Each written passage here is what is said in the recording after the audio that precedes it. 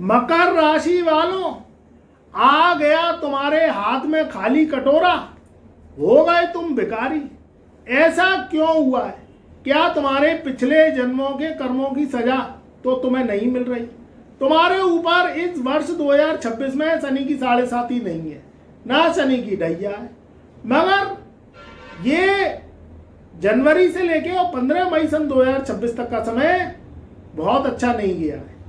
अब 1 जून सन 2026 से और 31 दिसंबर सन 2026 तक का समय तुम ये सोच रहे हो कि आने वाले जो 7 महीने जो रह गए हैं 2026 के, ये कैसे रहने वाले हैं। देखिए, मकर राशि वाले जो लोग होते हैं वो शनि प्रधान होते हैं। लग्नेश जो राजा है वो आपकी कुंडली का शनि है। शनि को कठोर ग्रह माना गया है, मेहनत करने वाला ग्रह माना गया है। ये इसका जो धर्म है वो कर्म है।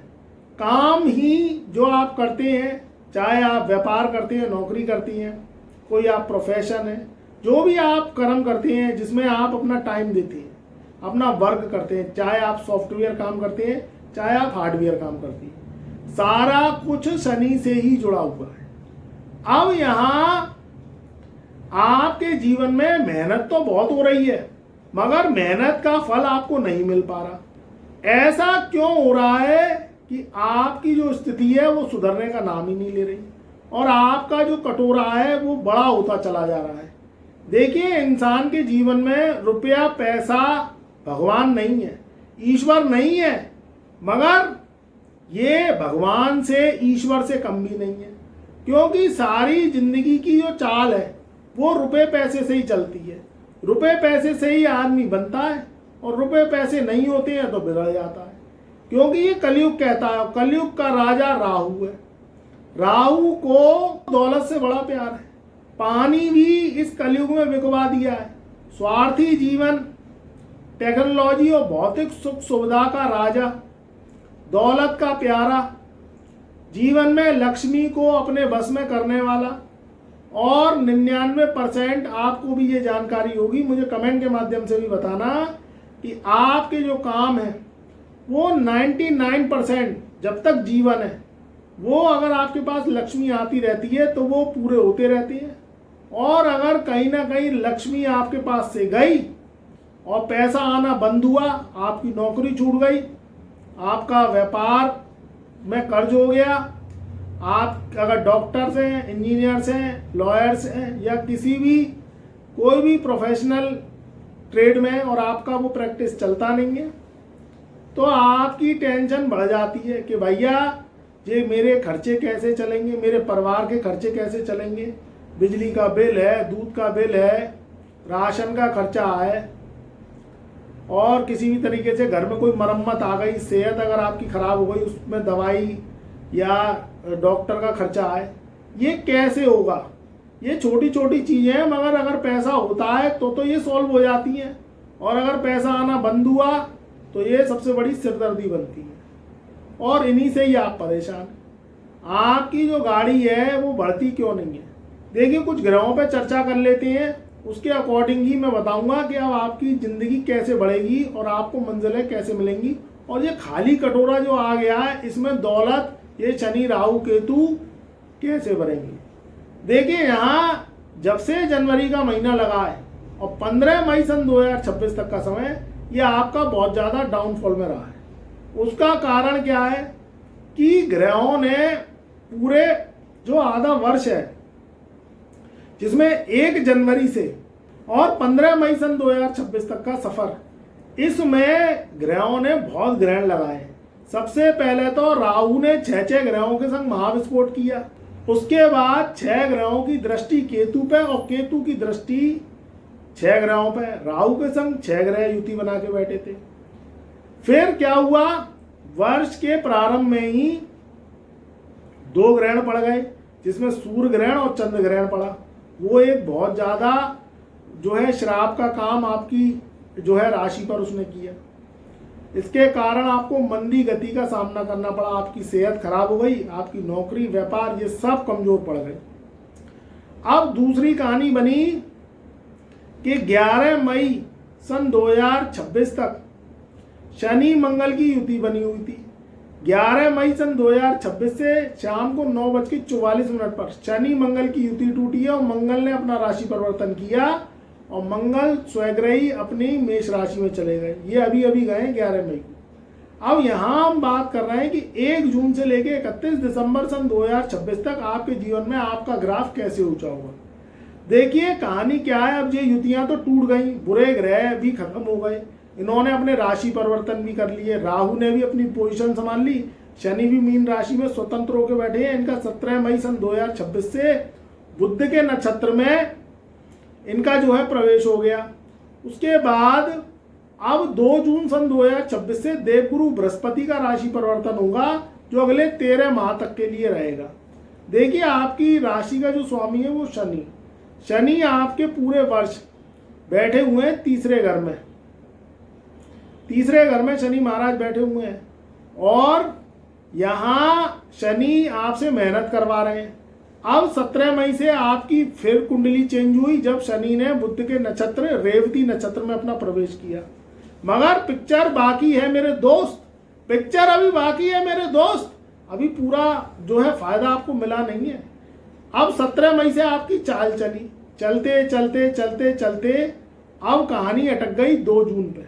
2 जून सन 2026 से देवगुरु बृहस्पति 6ठे भाव से निकल के 7वें भाव में प्रवेश करेंगे जो कि कर्क राशि में उच्च के रहेंगे। उच्च का बृहस्पति आपके जीवन में उच्च के फल देगा क्योंकि बृहस्पति पिछले 13 माह से मिथुन राशि में 6ठे भाव में चल रहे थे, क्योंकि मिथुन राशि उनकी मित्र की राशि नहीं है, सब मित्र है मगर शत्रु है, ये कोई आपस में मित्र नहीं है क्योंकि बुध बुद्धि का कारक है और जो गुरु है वो ज्ञान का कारक है। इन दोनों की आपस में पटती नहीं है। उस घर से मुक्त होके अब जो है देवगुरु बृहस्पति आपके 7वें भाव में अगले 13 महीने तक रहेंगे।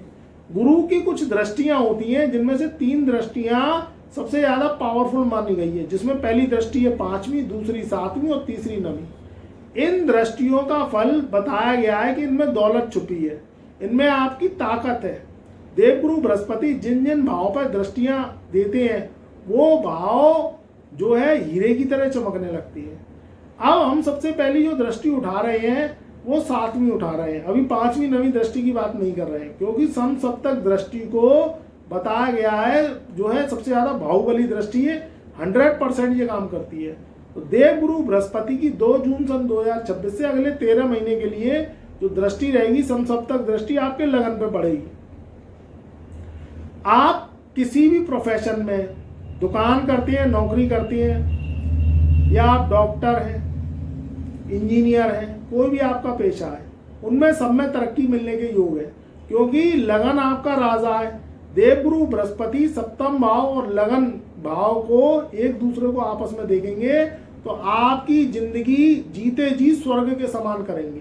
और ये जो हाथ में खाली कटोरा आ गया है ये गुरु ही भरेंगे।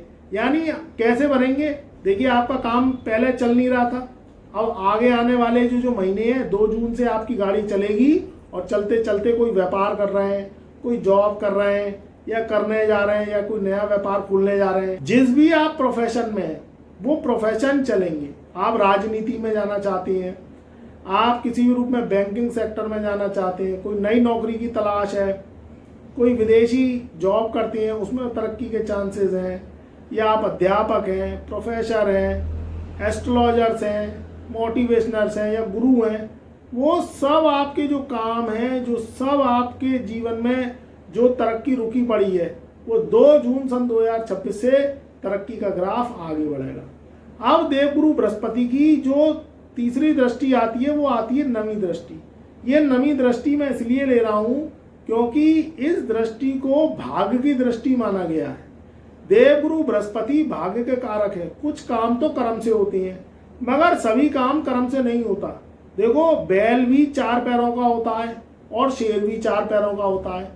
बैल की भी पूंछ होती है, शेर की भी पूंछ होती है, बैल का भी मुंह होता है और शेर का भी मुंह होता है। मगर बैल सिर्फ जुतने के काम आता है, शेर जानवरों में जंगल का राजा माना गया है।